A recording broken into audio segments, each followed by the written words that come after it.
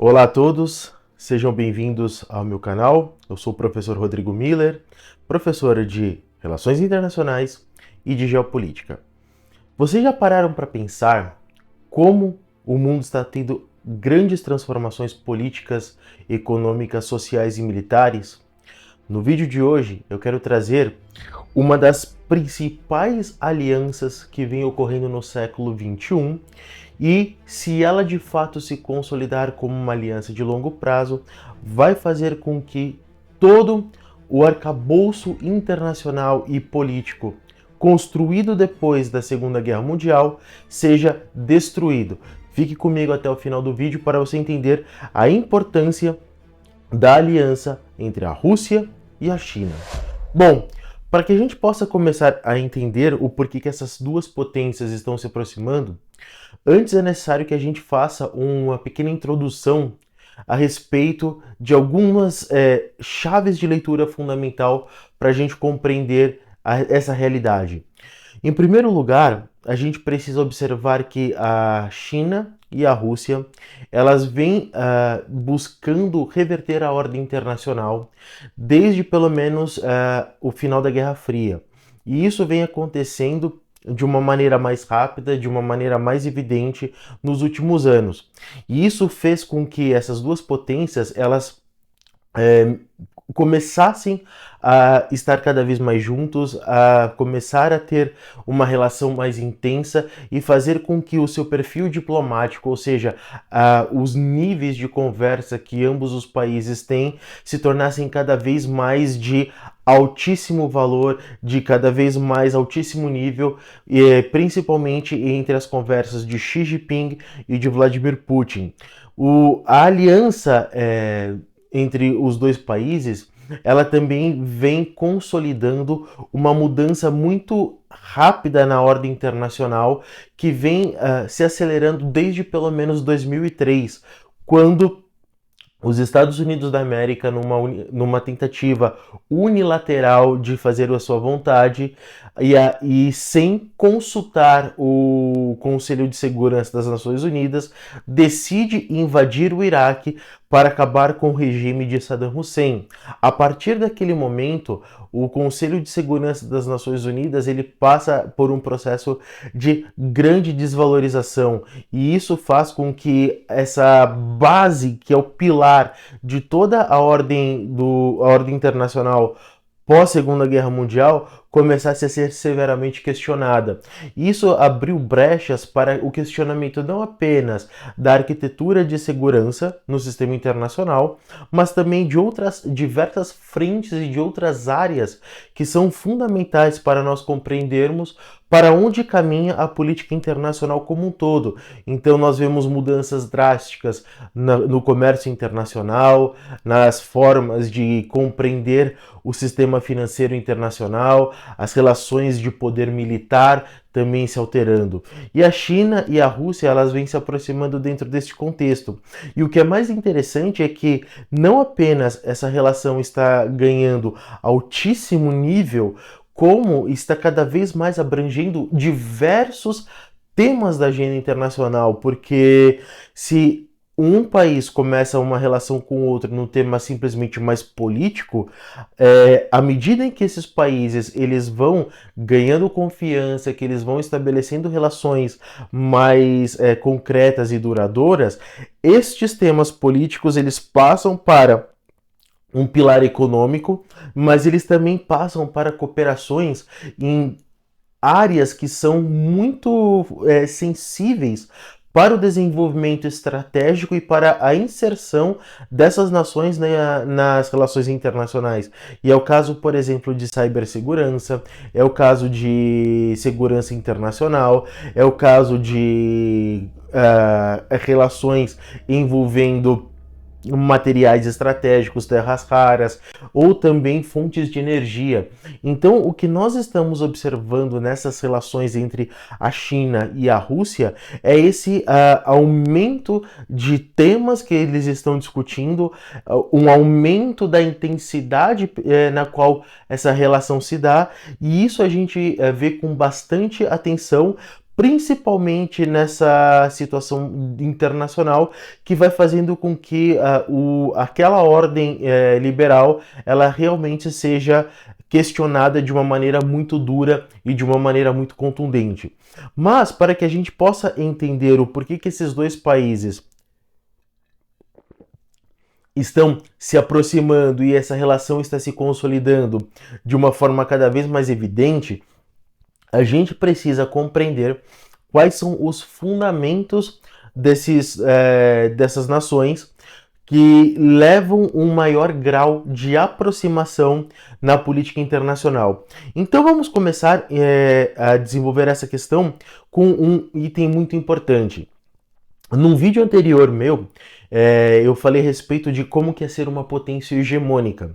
E naquele vídeo eu estava mostrando que as relações internacionais e a política internacional, ela se dá muito na questão de saber qual que é a potência que dá as cartas na ordem internacional, portanto, estabelece os regimes, e também aquelas potências que são contrárias ao estabelecimento dessas regras e desses princípios que hoje estão em voga. Então, o que a gente pode compreender? Que China e Rússia, elas são hoje as maiores potências revisionistas da ordem liberal internacional. E este tipo de abordagem, esse tipo de aproximação faz com que os países tenham muito mais pontos em comum do que pontos de divergência. E nós sabemos que não apenas para os países, mas até mesmo para as relações entre as pessoas, quanto mais questões em comum a gente tem com uma determinada pessoa ou com um determinado grupo de pessoas, mais fácil vai ser para ter uma integração e uma coordenação de visões. A gente pode observar que sem esse elemento de convergência, fica muito difícil que as pessoas e as nações se comprometam com estratégias de longo prazo, como é o caso de China e de Rússia. E aqui a gente pode observar que eles estão se aproximando interessantemente e a convergência vem deles no sentido de nós não queremos mais esta ordem, nós não queremos mais que o Ocidente liberal eles nos imponha essas determinadas regras e essas determinadas condutas que desde 45 são formuladas sem que consultem os interesses desses dois países e que de alguma forma desconsiderem os elementos mais importantes para esses dois países nas relações internacionais. Então a gente vê essa convergência de interesses muito forte, principalmente neste elemento negativo que é combater algo que está posto. Por isso que eles são duas potências revisionistas. Um segundo pilar e um aspecto importante que a gente pode observar dentro dessa aproximação e desse fundamento bastante estrutural de aproximação entre China e Rússia é que ambos não são democracias liberais ocidentais. Veja, a China, a República Popular da China, ela é governada e regida pelo Partido Comunista Chinês desde 1949. Portanto, nós estamos há pouco mais de 20 anos de fazer com que a China celebre os 100 anos da Revolução Chinesa, que estabeleceu os princípios comunistas e o Partido Comunista Chinês como o único partido detentor do poder no país. Este é um ponto interessantíssimo, que vai frontalmente contra o Ocidente liberal, que tem uma ideia de democracia, de representatividade, de eleições diretas, a ideia de um parlamento que vai compondo forças dentro da sociedade. Então a China tem isso. E a Rússia é um caso bastante interessante, porque a Rússia, no século XX, ela, durante um bom tempo, foi parte ela foi a União Soviética. Ela foi o principal país que compôs a União Soviética. Isso entre 1917 a 1991. Com a queda da União Soviética, o que aconteceu na Rússia? Uma tentativa, vindo principalmente de fora, de fazer com que a Rússia aderisse aos princípios liberais econômicos e aos princípios democráticos. Este foi a tônica, mais ou menos, do governo do Boris Yeltsin. Só que, desde 1999, a figura política de Vladimir Putin ganhou tanta projeção no território russo e entre as classes dominantes daquele país, que ele paulatinamente foi ganhando maior poder para ter acesso a cargos mais elevados dentro da política russa. Se ele começa de forma bastante intensa na prefeitura de São Petersburgo, agora ele já é considerado por muitos dentro da Rússia como um novo czar. E o seu partido, a Rússia Unida, ela detém boa parte das cadeiras da Duma, ou seja, a Duma é o parlamento russo. E todos os rivais políticos, eles não têm sequer condições de estabelecer uma minoria que vai fazer frente a determinados projetos que o Vladimir Putin tenta estabelecer na Rússia. E como que ele ganha tanto poder? Ele ganha muito poder estabelecendo contatos mais intensos com a oligarquia russa, silenciando de diversos modos líderes políticos e de oposição, e ele consegue amalgamar uma boa parte da sociedade russa, principalmente da classe média e das classes mais baixas, com um discurso mais populista. Então, o que nós estamos vendo aqui, que são dois países que têm uma visão que não é democrática, seja de Xi Jinping como de Vladimir Putin. Isso aproxima bastante quando nós estamos tentando observar uma mudança significativa dentro da ordem internacional. Um terceiro aspecto importante dentro desse fundamento de aproximação que nós podemos ver entre a China e a Rússia é que esses países eles não querem que o dólar continue sendo uma moeda forte nas transações comerciais entre os países. Por que isso é muito importante? Porque quem domina a estrutura de pagamentos internacional, isso significa o quê? Dominar qual vai ser a moeda que vai gerar o comércio internacional entre as nações. Porque hoje, quem trabalha com comércio internacional sabe muito bem que o Brasil ele pode comercializar com o México, por exemplo. E aí o que acaba acontecendo? O Brasil tem o real e o México tem o peso mexicano.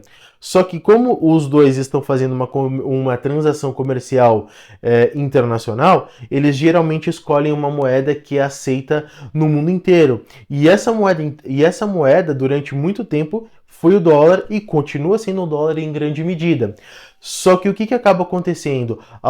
Nesses últimos anos, principalmente depois da crise de 2008, que acometeu os países centrais do capitalismo, e isso eu quero dizer a Europa e os Estados Unidos da América, essas potências revisionistas, elas veem que a fragilidade do dólar pode ser definitiva e pode fazer com que o dólar perca o seu prestígio na política econômica internacional.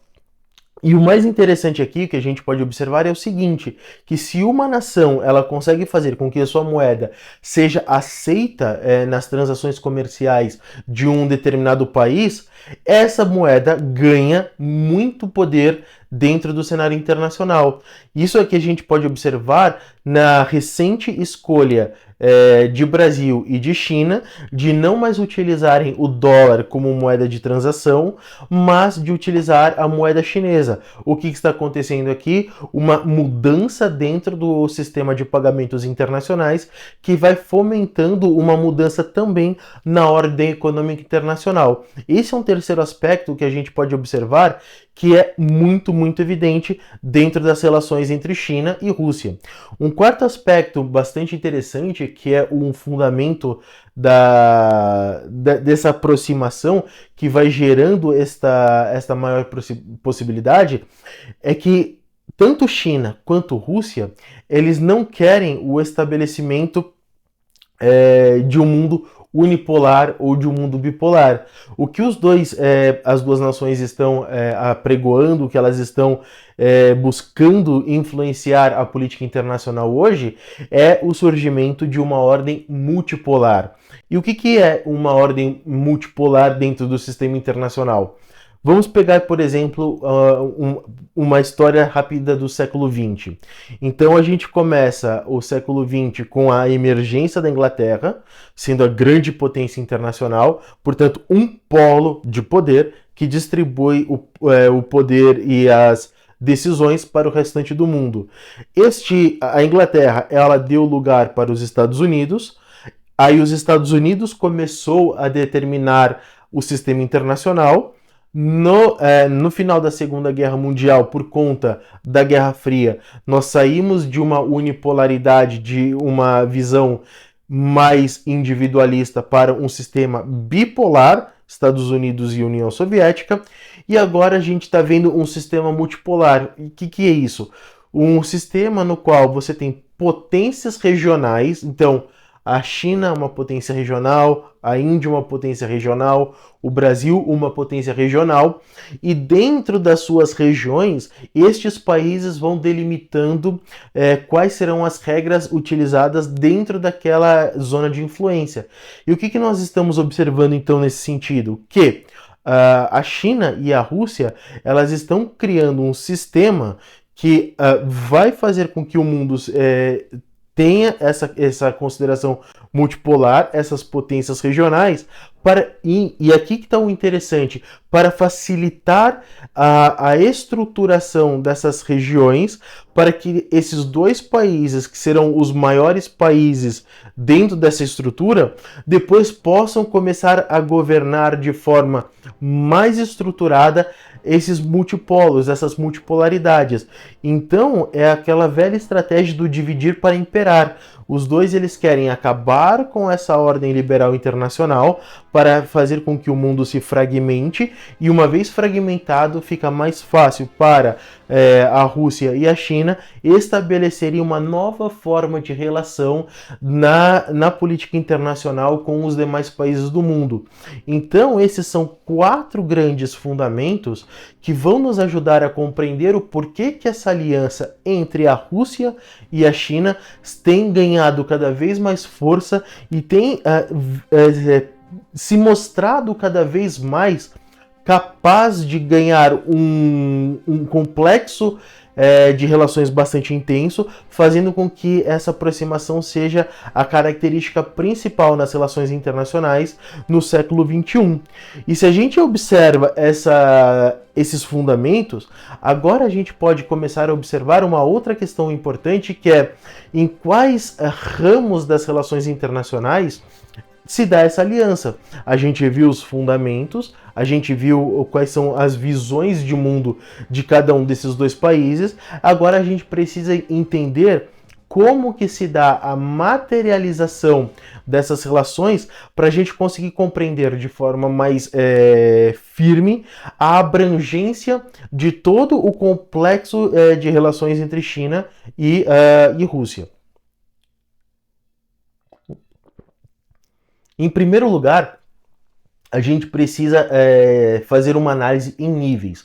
Então, o que acontece? Eu vou começar a falar sobre o nível das relações bilaterais, portanto, somente entre China e Rússia. Depois eu vou fazer uma análise de como que esses dois países se organizam dentro de outros agrupamentos com mais países para entender a estratégia de cada um deles. E depois dentro das organizações internacionais multilaterais, para que a gente possa ver como que essa relação se dá de forma mais abrangente. Vamos começar então com as relações entre os dois países. As duas nações, elas dividem fronteira, então isso já facilita a transação de mercadorias, a transação de pessoas, facilita com que haja uma maior intensidade de relações. Tá certo que essa divisão esse contato de fronteiras, ele se dá numa região pouco populosa da Rússia, que é a região próxima da Sibéria, mas por conta do dinamismo da economia e no dinamismo da civilização chinesa, acaba fazendo com que as relações tenham uma certa dinâmica maior, mais intensa. E aí o que a gente pode observar? Que essa relação, em primeiro lugar, ela se dá numa questão primária das relações internacionais, que é de energia e de fornecimento de bens necessários para o desenvolvimento da indústria e dos potenciais econômicos. Então, o que a gente consegue observar neste primeiro aspecto? Que a Rússia, ela é uma excelente, uma exímia exportadora de recursos naturais, dentre eles o gás natural e o petróleo. Já a China, por conta do seu desenvolvimento econômico dos últimos anos, ela vem demandando produtos desta natureza de forma mais evidente. E aí o que acontece? Até uma aproximação natural.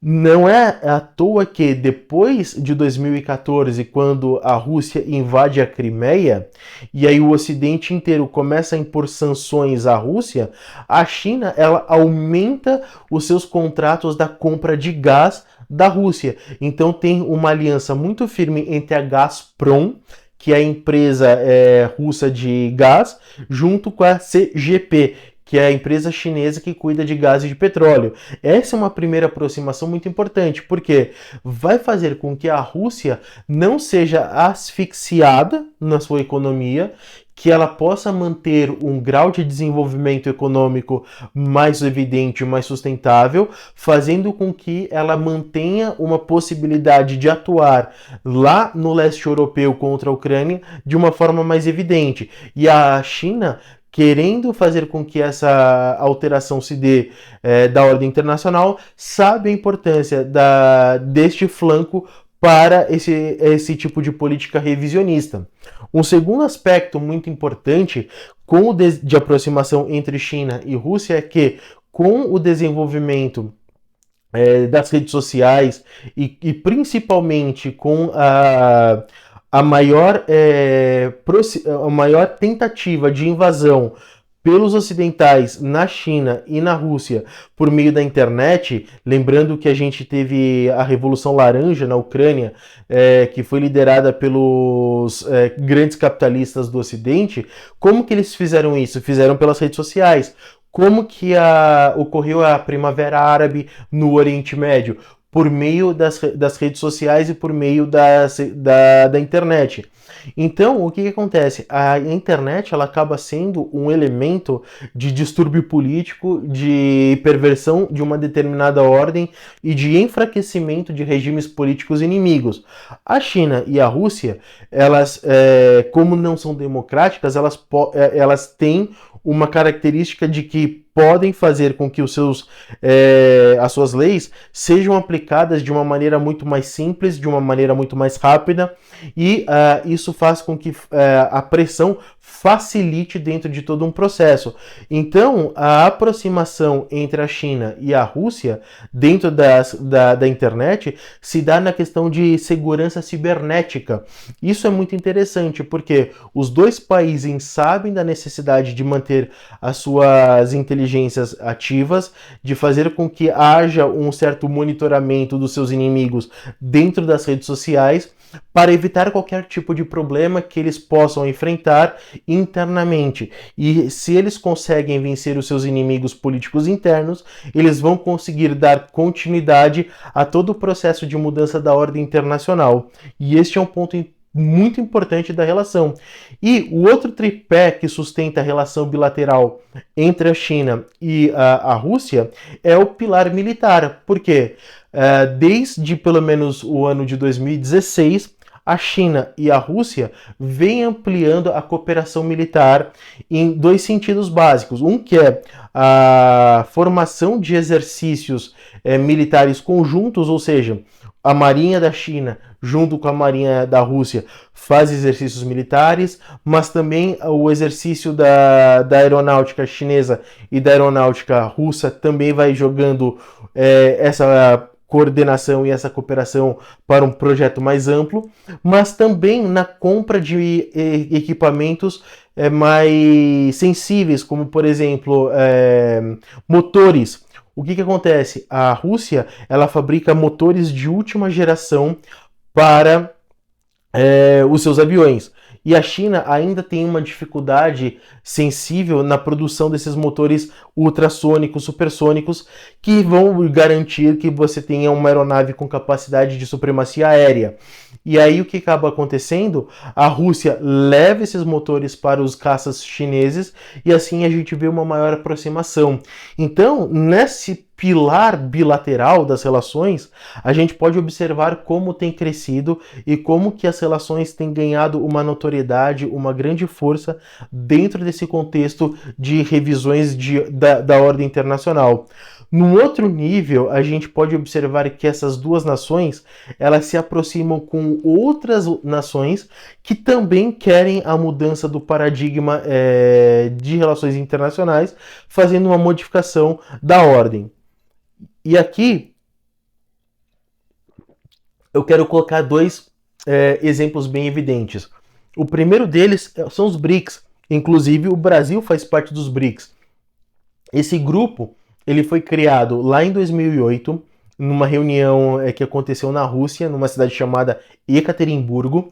E dentro dessa reunião, os países que compõem o grupo, eles afirmaram que era necessário a mudança da ordem internacional, a mudança do sistema financeiro internacional e a luta por um mundo multipolar. Tudo aquilo que a China e Rússia desejam para as relações internacionais no século XXI. E aí a gente pode observar que não apenas eles estão trabalhando para construir uma relação bilateral mais forte, mas como eles estão conseguindo criar outros grupos que vão dando respaldo de uma forma mais contundente para isso. Olha que interessante, se nós observarmos de 2008 até 2023, os BRICS, eles basicamente estão criando instituições semelhantes àquelas criadas pelo Ocidente liberal. É o caso do novo Banco de Desenvolvimento dos BRICS, que faz uma contraposição ao Banco Mundial, ao Acordo de Contingência de Reservas, que faz uma contraposição ao FMI. Para quem viveu bem os anos 80 e os anos 90, sabe o que significa o FMI querendo organizar a política econômica dos países, e aí a gente vê a noção de que os BRICS vão tentando reverter essa ordem. E o outro ponto importante é que eles querem, de fato, fazer com que as regiões do mundo inteiro sejam organizadas por polos de poder, porque é muito claro, se você tem o Brasil como grande potência regional na América do Sul, faz sentido de uma lógica multipolar que as decisões sejam praticamente decididas pelo Brasil. Isso acontece na Índia, acontece na China, acontece na Rússia. Então a gente vê esse tipo de aproximação acontecendo com os BRICS. E uma organização que é pouquíssimo falada pela grande mídia e pelos especialistas em relações internacionais é a Organização para a Cooperação de Xangai.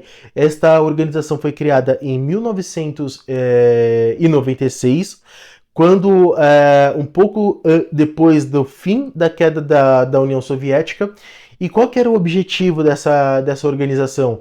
Fazer com que a grande parte da Ásia Central não caísse nas mãos dos Estados Unidos da América. Por quê? No momento de enfraquecimento da União Soviética e, portanto, da Rússia, ficaria muito difícil para a Rússia conseguir controlar os governos dessa região, e aí eles precisavam se unir para evitar que esses princípios liberais surgissem. E aqui a gente vê o papel da Rússia e principalmente da China. E olha que interessante, a Organização para a Cooperação de Xangai, ela ocupa um espaço geográfico, que é a Ásia Central, onde passa toda a Rota da Seda, a nova Rota da Seda, esse projeto gigantesco de infraestrutura da China para fazer com que a China consiga, dentro dessa porção eurasiana, se tornar uma grande potência comercial e uma grande potência financeira, fazendo frente aos Estados Unidos. Então a gente tem esses dois organismos, os BRICS e a Organização para a Cooperação de Xangai, funcionando dentro da estratégia de aproximação de China e de Rússia. E, por fim, dentro da estratégia de desenvolvimento dessa relação, a gente precisa observar que nos órgãos multilaterais, aí eu estou falando mais especificamente de Organização das Nações Unidas, ONU, e de Organização Mundial do Comércio, OMC, as votações desses dois países nos temas mais sensíveis, e aqui eu vou dizer segurança na ONU e de mudanças das regras de comércio internacional na OMC, são muito parecidas. Se nós observarmos que desde 2001 há uma convergência que beira os 95% de votação semelhante de China e de Rússia no Conselho de Segurança das Nações Unidas em temas sensíveis para a organização internacional, nós vamos perceber que eles de fato estão comprometidos com uma visão política de longo prazo. Então, o que acaba acontecendo? Vemos que as relações entre China e Rússia, elas têm toda uma agenda profunda, uma agenda complexa, uma agenda que abrange diversos temas e que elas estão ganhando uma dinâmica cada vez maior, cada vez mais evidente. Isso tudo faz com que a relação ganhe um peso bastante sólido e, somado aos fundamentos, ou seja, aos seus objetivos de política externa de longo prazo, faz com que a gente possa compreender de fato que a aliança russo-chinesa não é uma aliança que está baseada em apenas um acordo de conveniência, mas é uma visão conjunta para a construção da política internacional para os próximos anos e que também, pelo fato de estarem cada vez mais ligadas a regimes autocráticos e regimes que vão moldando uma nova forma de compreender a política, vão se dando cada vez mais essas relações de forma intensa.